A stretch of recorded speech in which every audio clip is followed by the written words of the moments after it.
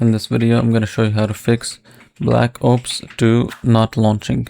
First, right click on Steam, and then Properties, and then Compatibility, then turn this on, and then click Apply, and then OK.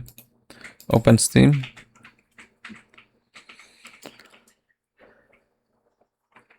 Go to Library and find the game, right click on it, and then click install, then click the properties here. So click properties and then install files and then browse, and then right click and then properties and then compatibility.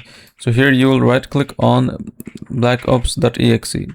Yours will say something like blackops.exe, then compatibility, then do the same thing here, then apply and then OK. Next, here you'll see verify integrity of game files. So click verify integrity. And lastly, you want to try to restart everything. So try to shut down Steam, try to shut it down all, and make sure that you don't have multiple processes running in the background. So make sure that you exit games or softwares that you're not using. You can just right click and then end task to exit them. And this should fix it.